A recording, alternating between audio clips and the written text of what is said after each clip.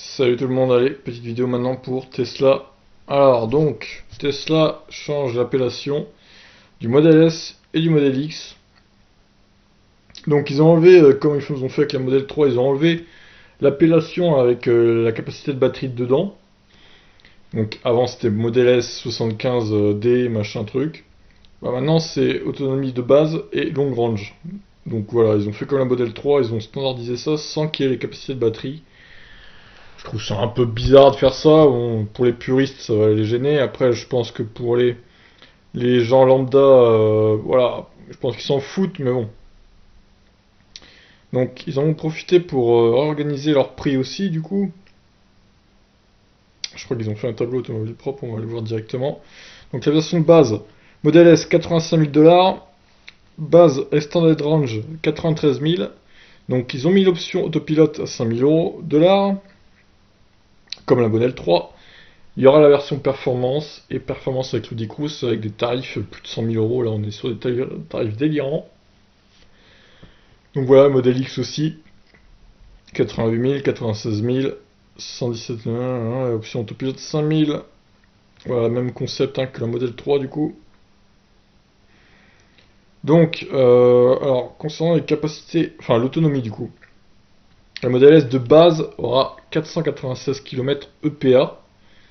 Donc c'est une bonne autonomie, mais enfin, regardez quand même, la différence entre les deux n'est pas énorme, hein. Je veux dire, il y a 40 km seulement entre l'EPA base et Extended Range. 40 km, c'est quoi? C'est, je sais pas, c'est 8 kWh de différence peut-être? 9 sur Tesla, vu que ça consomme. Bon, c'est complètement idiot d'avoir fait ça, enfin je sais pas. Donc en gros, ce sera deux modèles S avec un pack de 100 kWh. Mais celle de base sera bridée, je pense, à 90 kWh et 90 kWh utiles, je précise.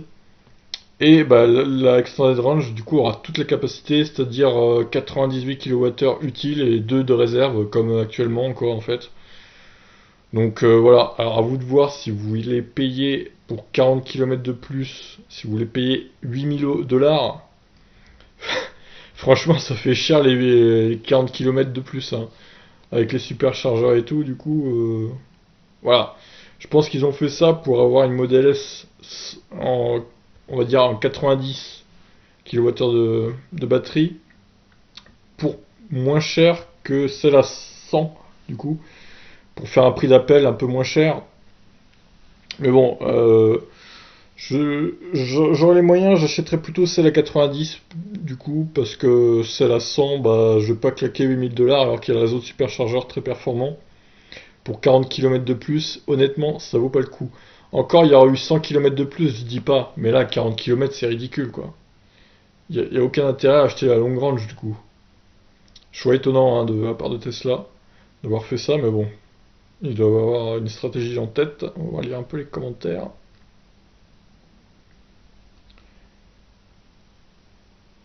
Ah, ils parlent de la Sonotion aussi, là. Alors oui, ça concernerait que les États-Unis. Pour l'instant, je ne sais pas si ça va arriver en France vraiment ou pas. Pour l'instant, ça va pas être le cas, mais bon. On va voir, on va voir. C'est à surveiller en tout cas. Comme ils disent là, automobile propre, en France, les changements ne seraient pas encore effectifs sur le site du constructeur. Bah, on va vérifier en direct, tiens, allez. Alors, dès qu'on arrive sur le site de Tesla, c'est la modèle 3 qui nous apparaît dans la tronche. Moi, je veux la modèle S.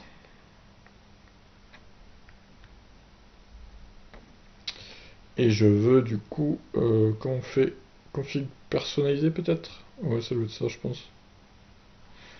Le Design Studio, voilà. Alors, modèle S. Ouais, non, c'est ça, ils ont gardé les deux dominations, du coup, à 106 000 euros. C'est des euros, du coup. Toujours hein, l'autonomie NEDC, par contre, il faudrait peut-être qu'ils se mettent à jour un peu parce que on est quand même passé en WLTP depuis un moment. Je sais pas ce qu'ils attendent là, mais bon. Tout ça pour avoir un gros score d'autonomie quoi. Ouais, c'est plutôt autour de 500 hein, du coup. Là ils mettent, bah ce sera de toute façon, l'EPA et le WLTP sont quasi similaires. Donc ça sera à peu près 530 km, voire peut-être 540, 550 WLTP pour la Model S non bridée qui aura 98 kWh utile de batterie du coup. Et bon, les prix sont quand même assez délirants là. C'est incroyable, c'est plus de 100 000 euros quand même. What the fuck? Bref, sur ce, à vous de me dire ce que vous en pensez de cette news. J'espère que ça va arriver en France quand même. Ça baisserait un peu le prix des Model S. Ça ferait pas de mal, ça retomberait en dessous des 100 000 euros parce que là c'est vraiment délirant quoi, je veux dire. Ils ont supprimé la 75, du coup elle était à 85 000 il me semble de tête. Et là s'ils font ça comme aux États-Unis, ça mettra je pense la Model S bridée à 90 kWh autour de 90 000 euros je pense. Bonus déduit hein, je vous parle. Mais bon voilà, on verra bien ce qu'ils font. Et voilà, sur ce je vous laisse. Ciao tout le monde.